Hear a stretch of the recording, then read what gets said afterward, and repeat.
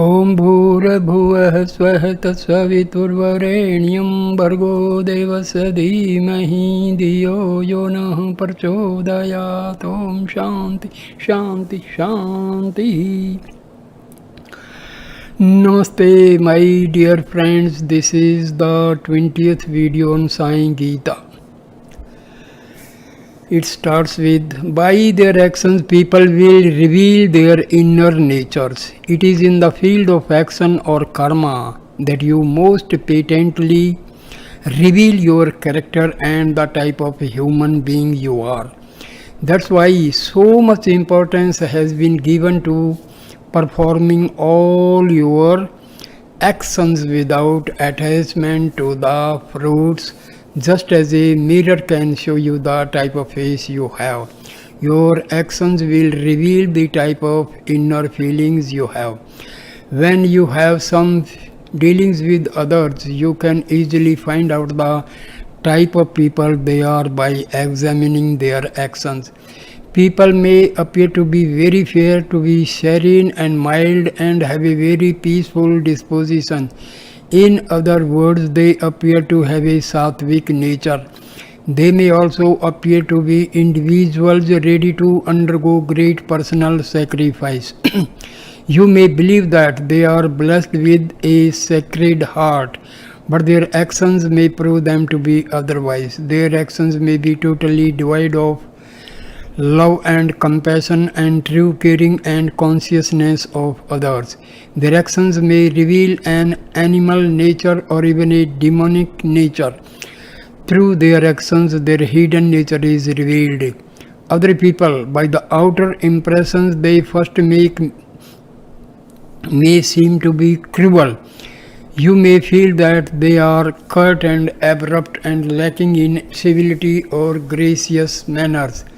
They may appear in every way to be very rajasic or even tamasic, the lower animal-like qualities previously discussed. But if in their actions people exhibit compassion and other great human qualities, then you must conclude that they are truly sattvic in nature. So, if you want to ascertain whether a particular person is predominantly sattvic, rajasic or tamasic in nature, whether his inner being is serene and selfless or desire-ridden and quick to react negatively or slothful, vicious and mean, then you need only to observe his actions. People's actions will unmistakably reveal their inner nature. The Gita has pointed out the type of actions that should be performed in daily life. The Gita has not commanded you to renounce everything, take up sannyasa, by which is mean that you detach yourself from all worldly possessions and interests and go to the forest.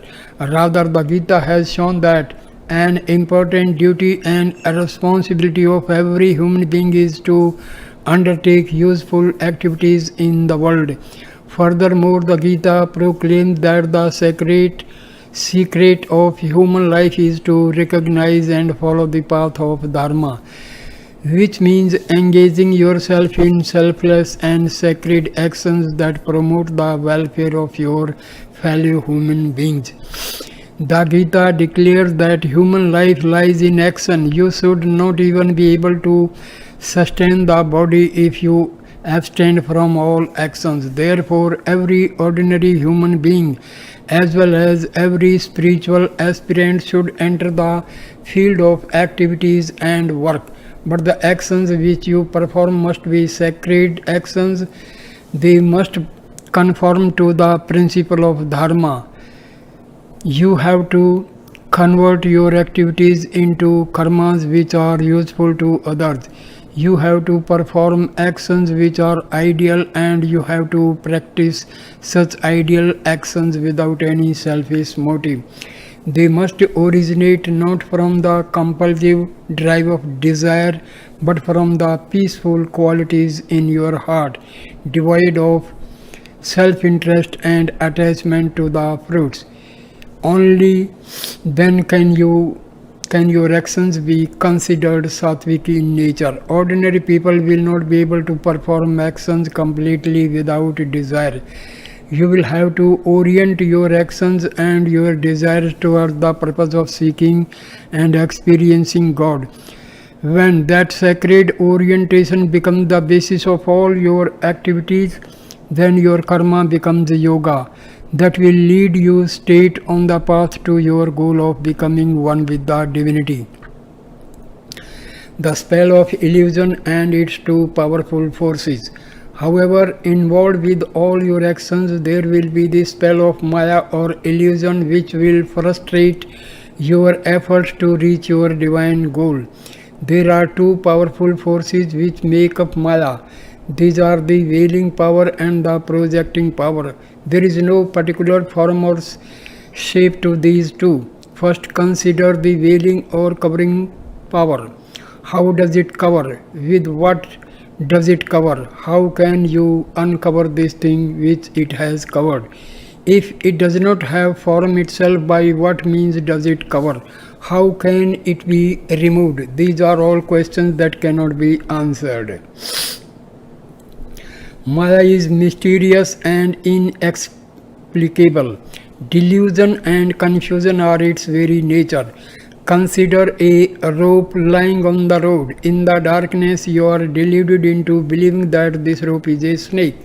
What is it that has covered the rope? Try to understand what happened. You were suddenly filled with a feeling of fear because you imagined a snake lying on the road before you. So it was in your mind that the rope got converted into a snake and you got frightened. Is the snake really there? No, there is no snake there. Then how can the rope be converted into a thing which does not exist and never has existed? This is the delusion. Under what circumstances does this delusion exert its influence on you? It is during twilight or in the dark that you imagine you see the snake when there is only a rope there. It is through darkness that the delusion comes and envelops you. In truth, no snake has replaced the rope, but the delusion declouds the minds of human beings and obscures their clear perception. This delusion is Maya. When you shine your light on the area, you find no snake there. There is only a rope lying there. Thus, in the light, a delusion disappears and the real object is seen. That which exists will always exist. It will never cease to exist. It remains unchanged forever. There cannot be even the slightest variation in its existence. It is only the delusion affecting it which comes and goes. The form that this delusion takes in the mind is the second powerful force of Maya, the projecting power which superimposes imaginary creations and objects on the unchanging basis. In this case, the projection was the snake. Another time it will be something else. Moods, pains, pleasures all come and go. They are something like relatives that come to visit you but do not stay permanently. In the same way, the Maya comes and goes as a delusion for human beings. The delusion in your mind which covers the rope and hides it from you is the veiling power. The illusion which has been projected by your mind onto the rope is the projecting power. With the help of the light, you see the rope as rope and the snake vanishes. So these two aspects of Maya have come in the darkness and have disappeared in the light. The power of Maya to delude can be permanently dispelled.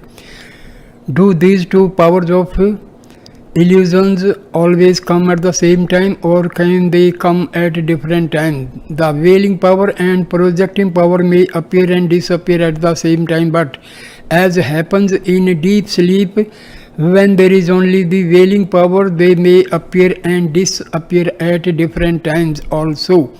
Maya is inexplicable, it has no beginning, but it can permanently come to an end. When the light of wisdom shines on it, Maya will finally disappear.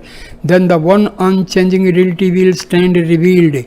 By teaching this great wisdom to Arjuna, Krishna was able to free him from delusion and helped him shine with the inner light. Then, as now you are developing only superficial understanding and outer vision, but it is the inner vision that is important. It alone is true and sacred. You lose sight of the one reality of your own truth because you pay attention only to the impermanent outer vision and completely forget the permanent inner vision. God's mission is to restore this sacred inner vision. This is what he does when he comes as a avatar. Krishna said, "Dear one, whatever actions you perform during the time you are on this earth, know that they are all impermanent. In time, you will discover that everything in this world is temporary. Your relationships, your attachments, your accomplishments, the sense of individuality you have developed are all going to disappear. Everything gets washed away in the flow of time. If you try to catch hold of things and cling to the things which are themselves being carried away by this flow of time, what chance is there for you to be saved? What chance is there for you to reach that perfection which is forever unaffected by this flow and which not only is never subject to it but is always its master? Arjuna, the things you are holding on to are all being washed away. Develop the firm conviction that in attaching yourself to temporary things you are wasting your life, that you are wasting the sacred opportunity that has been given to you to reach the permanent state that is your true reality. Surrender yourself to the divinity. Hold on to that permanent entity always established in your heart, and you will surely gain the eternal joy, the bliss divine. A pure heart is free of attachment and illusion. In this way, Krishna urged Arjuna to free himself from the attachments and illusions that were confounding him. Krishna said, Arjuna, you yourself must purify your heart and remove the veil of ignorance that is declouding you. Take to the path of righteous action, work for the welfare of the world, and dedicate every act to me, your very self residing in your heart. There is no royal road for human life leading to spiritual awakening other than through karma yoga. Through the path of sacred action, you will be able to enter the path of devotion only after you have laid a firm foundation through good actions, and only after you have purified your feelings and developed your devotion will you be able to enter the path of wisdom and proceed on to the highest level of God realization. It is in the arena of action that you lay the groundwork for reaching up to the loftiest regions of the spirit, or plunging yourself down to the lowest depths of sorrow. Your good or bad circumstances are inextricably linked with your actions.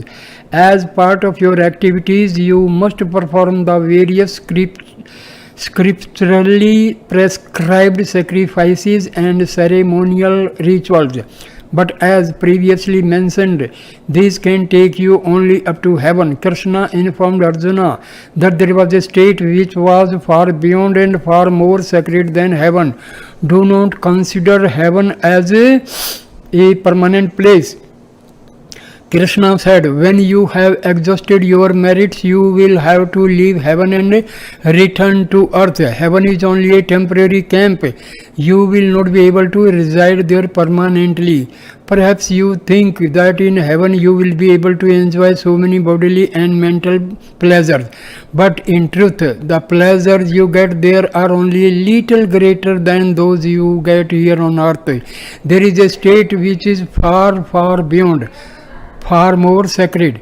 That state may be reached by identify yourself with God, by associating yourself with the Atma. by merging yourself, small individual self, with your highest eternal self. In order to attain this state, you will have to become totally desireless and selfless. You will have to perform all your actions without expecting any fruits from them. Actions without attachment to the fruits. Whenever you perform an action, there will always be a consequence, a resultant fruit from that effort. However, there is no rule that says that you alone should enjoy the fruit of your actions. A grandfather might have planted a seed which subsequently developed into a fruit tree, and this grandfather might have died before the tree produced any fruit. But the fruit of the tree might have been enjoyed by his grandchildren sometime later. Here is a case where a person performing an action did not personally enjoy the fruit, but some others had the chance to enjoy them. The grandfather might have knowingly planted the tree without ever expecting to enjoy the fruit. He undertook the task originally with their broad-minded view that the tree in the courtyard would give fruit to the generations who came along later, fruit which would be greatly enjoyed by them. And so the fruit of his broad-minded action was reaped by succeeding members of his family. With what motive did the grandfather plant this particular tree? He might have done it with the slightly selfish motive that it would give enjoyment to members of his family. But the selfishness that comes from doing everything only for your own enjoyment is much baser and meaner than this grandfather's slight tinge of selfishness. The inner urge which leads you to undertake actions which are primarily for the welfare of others is always greater and nobler than the narrow feelings that lead you to act completely selfishly, expecting to derive all the benefits of your actions only for yourself. In this sense, the grandfather's action must be considered far superior to that of an individual who acts only for himself. But clearly, there is an even greater action, one that goes beyond all selfish considerations. That is, when you perform an action as an offering to God, that is the greatest of all actions, and that is what you should strive for. You should endeavor to perform all your actions selflessly and disinterestedly, offering them to God without expecting to reap any of fruits. Such action is truly yoga. From ordinary actions to buddhi yoga to karma yoga. Using your intellect to plan out an action, the fruits of which would benefit someone else, as was the case of the grandfather planting a tree that was enjoyed by future generations of his family, can be called buddhi yoga. In buddhi yoga, you inquire into the consequences of your actions and thereby base your actions on the reasoning power of your intellect. Intellect goes far beyond the narrow selfish considerations of the lower mind and the senses. But even here there is still a tinge of selfishness. When you are completely free of all selfishness, totally indifferent to the results, acting effectively and with full concentration but without any attachment or desire, and offering all your actions to God, then you are practicing karma yoga that is far superior to buddhi yoga. Such a high state is not easily accessible to ordinary people, but that does not mean that you should give up trying to attain it. With wholehearted effort and with God's grace, seemingly impossible things can be achieved. If you persist in your efforts, then with practice you will be able to reach this high level of karma yoga in all your activities. To succeed in this, the inner vision must be developed. In order to firmly establish that inner vision, you must keep a particular principle constantly in mind. It is this: no matter how hard you search, whether it be in this physical world or in the world of your dreams and imaginations or any other world, all you will ever see, whenever you look, wherever you look, will be combinations and variations of the five elements, either in their gross or subtle forms. They are the only things you will ever be able to find anywhere. There can never be anything else. There is no such thing as a sixth element. These five elements are all reflections of the unlimited effulgence of God. They are His aspects. Their basis is the one divine principle. Therefore, perform all your actions with full consciousness regarding all objects in the world as the different multifarious names and forms that they appear to be, but as mere combinations of the five elements, energized and illuminated by the one divine principle. When you know that, when you see everything in the world to be sacred manifestations of a divinity, then all your actions will automatically become offering to God. By keeping such lofty ideas in view while performing your actions, you effectively turn your vision from the limited outer vision to the liberating inner vision, and thus become a sacred human being.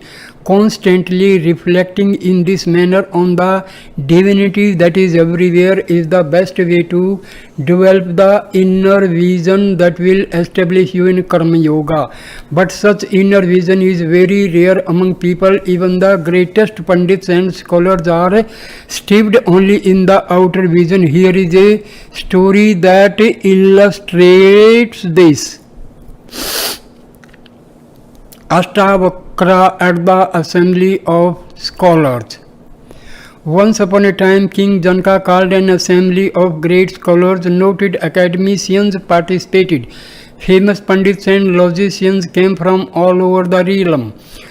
Scholars of renown who were extremely articulate in their arguments streamed in. A number of highly gifted persons who were capable of impressing the whole world with their intellectual and verbal prowess came to the great hall of the palace where the assembly was being held.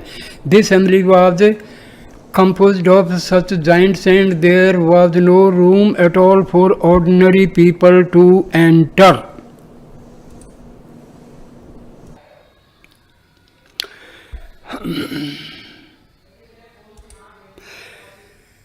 Here is a story that illustrates this. Ashtavakra at the Assembly of Scholars.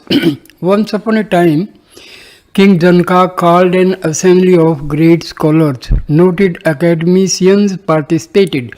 Famous Pandits and logicians came from all over the realm. Scholars of renown who were extremely articulate in their arguments streamed in.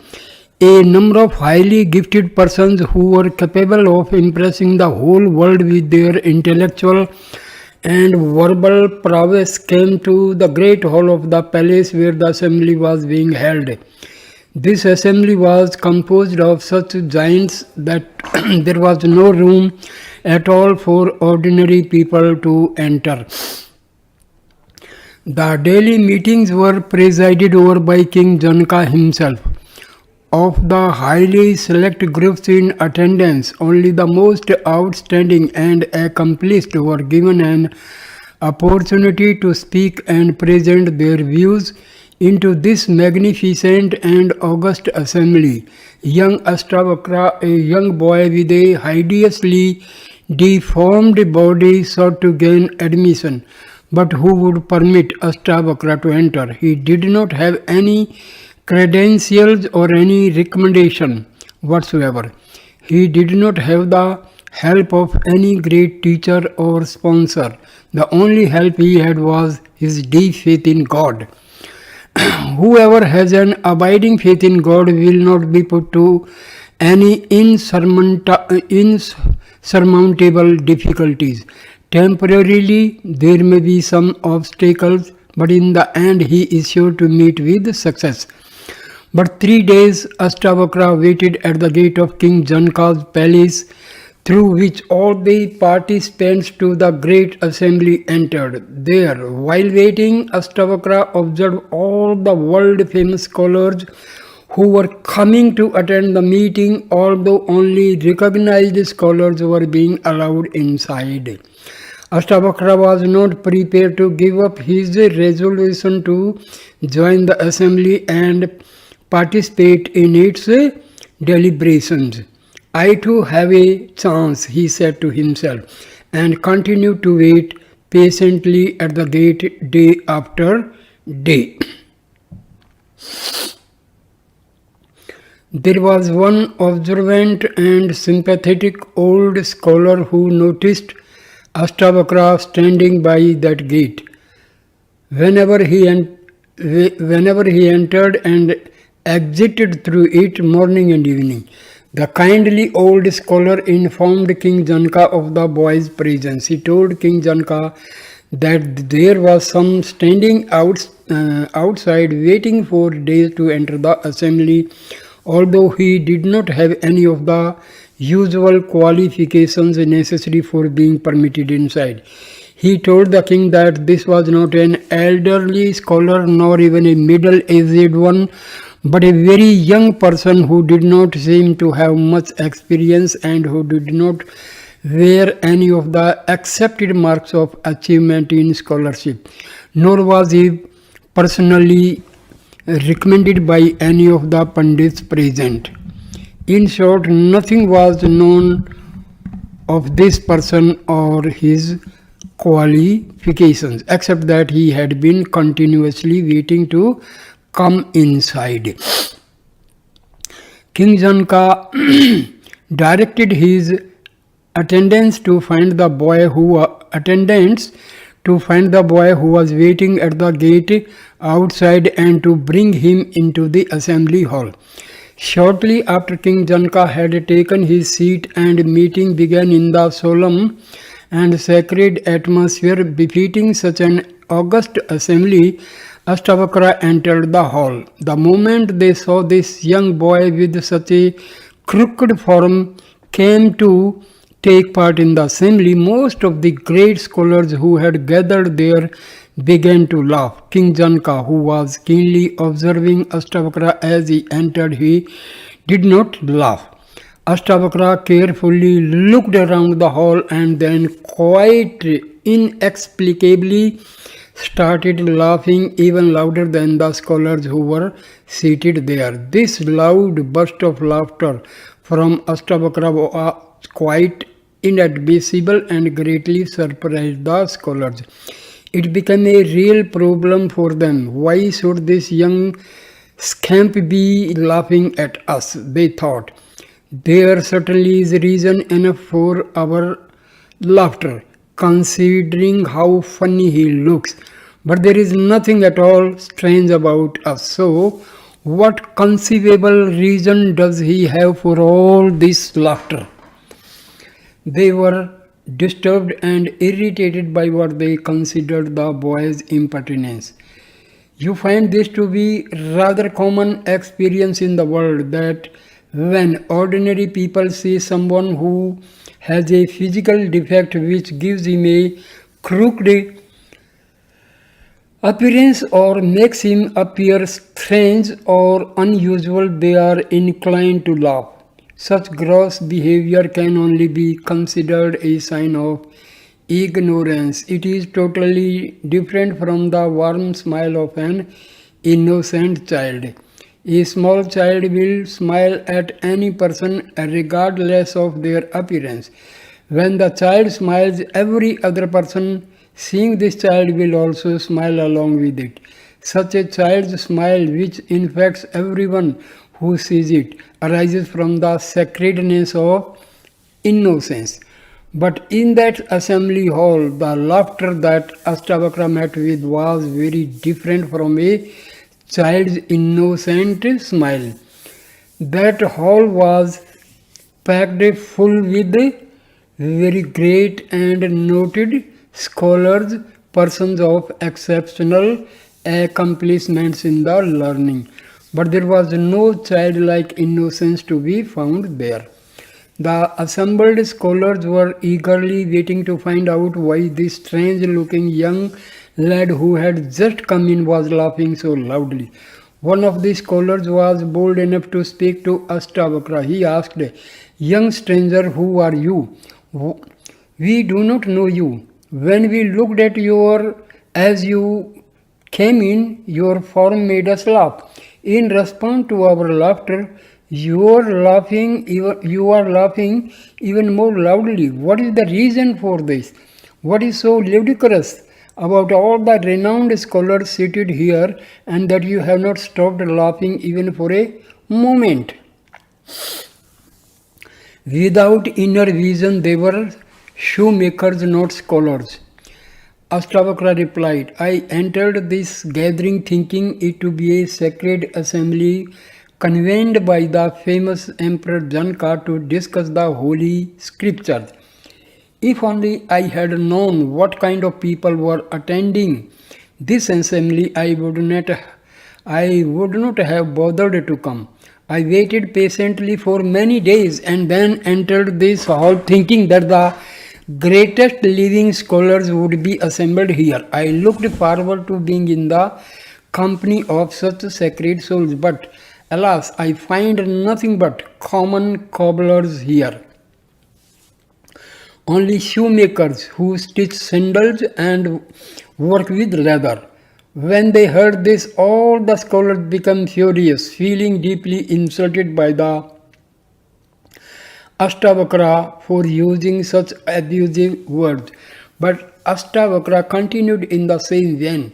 "Cobblers is the proper word to describe you. Only cobblers, only people who work with hides, would think about the worth of a particular skin. Others will not be bothered about it.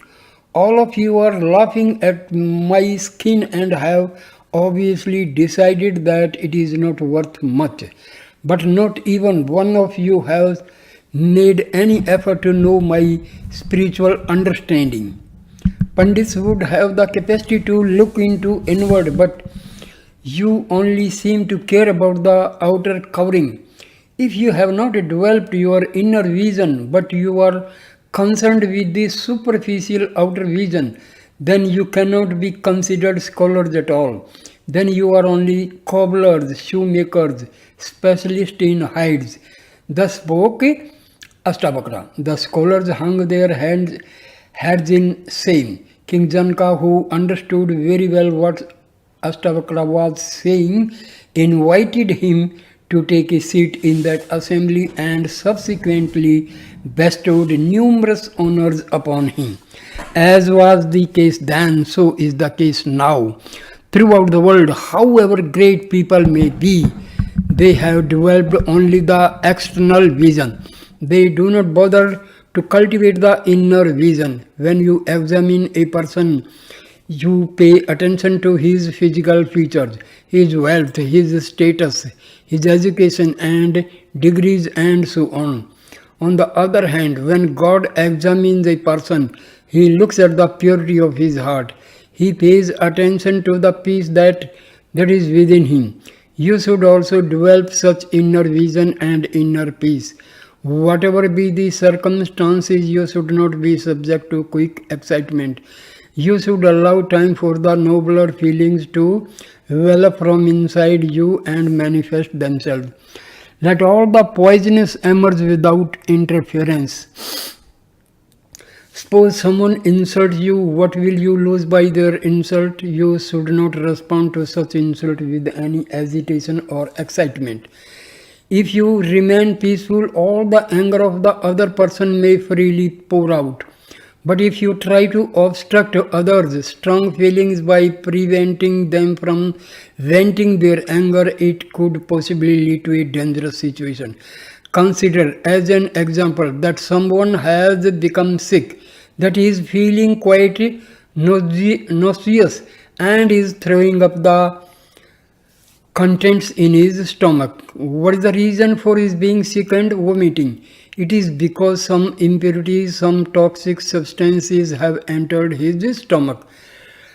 Wherever there are impurities, you will soon find germs or poisons, and along with them come sickness and diminution of health. For this reason, it is most important that no impurities enter your system. The body is carefully arranged to immediately throw up and expel any toxins that attempt to enter it.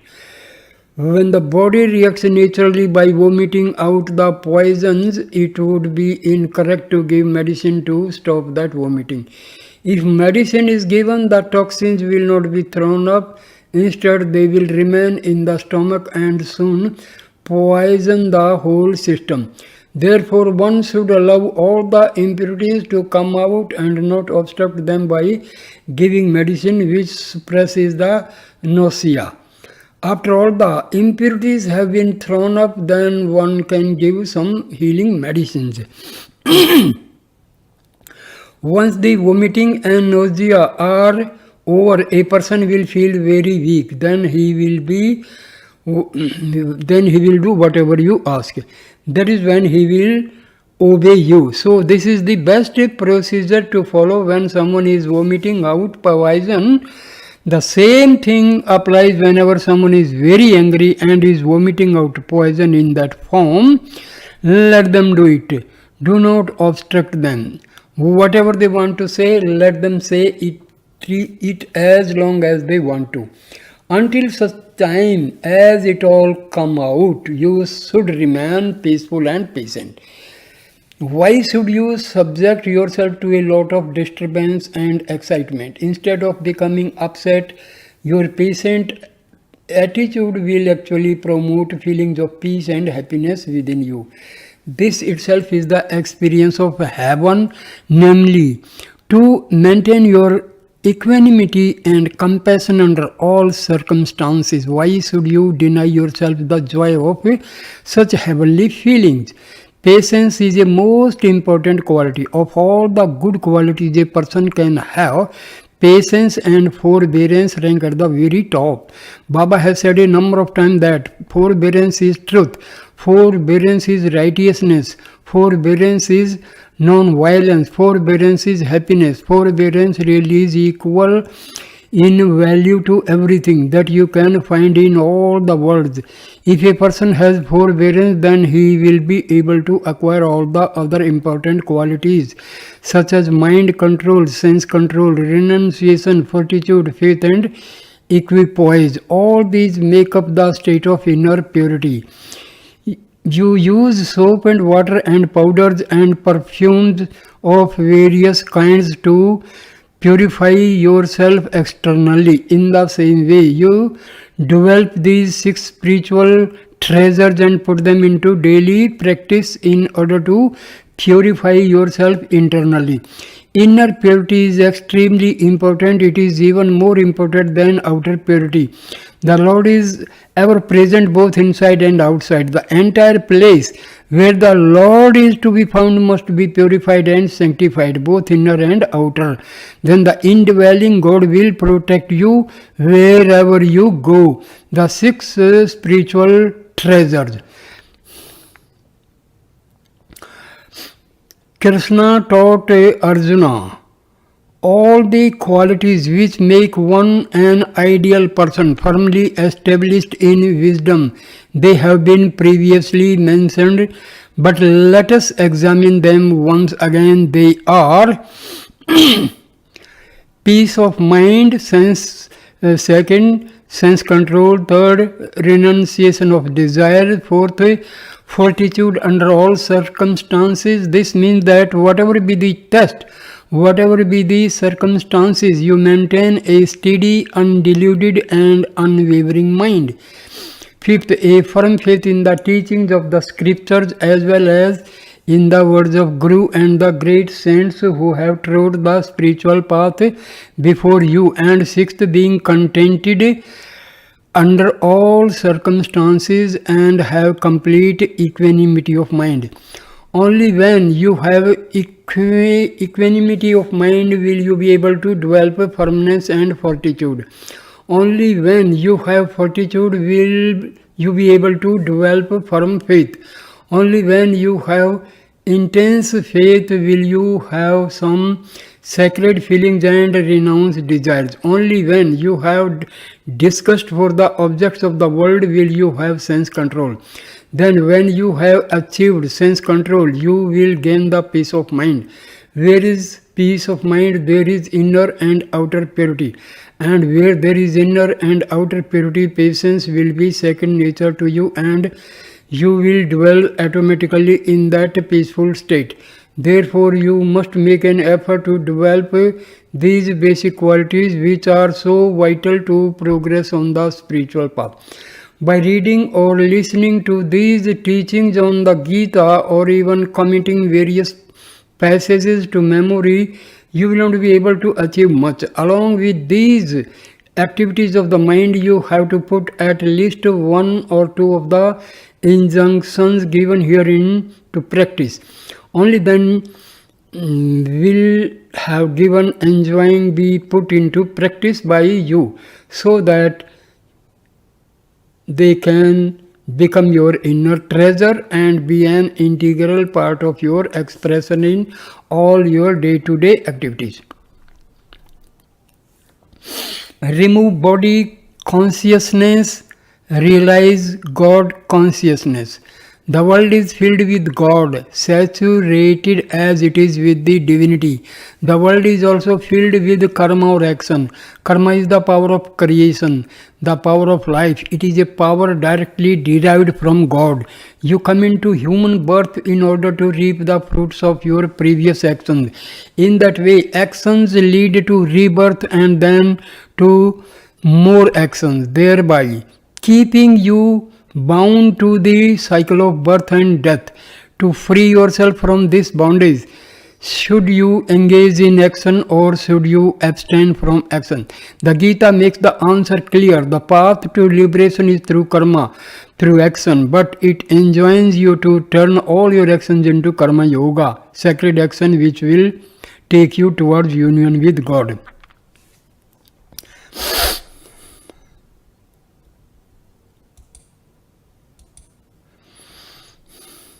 Embodiments of love.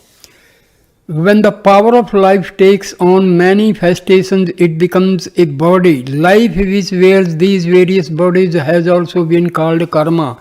The Sanskrit word karma means work or actions, but karma refers only to the action itself, but also to the cycle of action and reaction of work and its resulting fruits. Your body is formed on the basis of the karma or actions that you performed in an earlier life. You get this human body and this life in order to enjoy or suffer the consequences of action that you were engaged in during another life. The body is directly associated with karma. It has no meaning outside of karma. Body means karma and karma means body. It is through the body that ever conceivable kind of action is performed. The place and the time where these actions occur are within nature or the world. When actions become sacred and righteous, when they are selfless and of the highest purity, and when they have been offered to God, then they become yoga. They lead to union with God. So you can see that in action, God, man and nature all come together. You perform action in order to sanctify your life. Everything in the world is the result of karma. That is why the ancient wisdom teachings have declared, offer your prostrations to karma. Whatever happens in is the consequence of some previous actions. In other words, the result of karma, and be they good or bad, be they virtuous or evil, all karmas, all actions are derived from the powers of God. The expression may be different, but in the deepest sense, everything comes from God. That is the reason why a yogi, without caring whether it is favorable or unfavorable, accept everything that happens to him as the will of Lord, and considers the performance of righteous actions as his primary duty. The purpose for which you should be performing all your action is to sanctify your life. It is only through God's grace that you gain the privilege to engage in righteous actions. It is through the teachings of the Lord that you get this sacred opportunity and direction. It is for that reason that this holy scripture is called the Gita. Gita means a song. It is the song of the Lord. All those who listen to this song will be able to overcome grief and sorrow, whether it be on the battlefield or on the some other field. Wherever this sacred song is sung, grief and sorrow will be dispelled. When actions are performed as offerings to God, they become yoga. This is revealed in the prayer given by a great saint who sang, "O beloved Lord, you are the Atma, my very self. My body is your house. All my daily duties are my offerings to you. My life breath is your praise. Wherever I walk, I am circumambulating you. Whatever word I utter is a mantra in adoration of you. Every karma I perform is done as worship around you." This saint had purified every action performed by his sense organs and offered these actions to the Lord. Thereby all his deeds became acts of worship. When you transform your actions into sacred actions suitable as offerings to God, then your actions will bring you into alignment with God. They will become yoga. You need to recognize the greatness inherent in such yoga and strive to purify every act you perform and offer it to the Lord. On the eve of the great war, Krishna commanded Arjuna, "Arjuna, you must fight this war, but while doing so, think continuously of me and make every action pure and offer it to me. That's what pleases me." Obeying the commands of the Lord, Arjuna fought on the battlefield to preserve righteousness, keeping Krishna steadily in mind.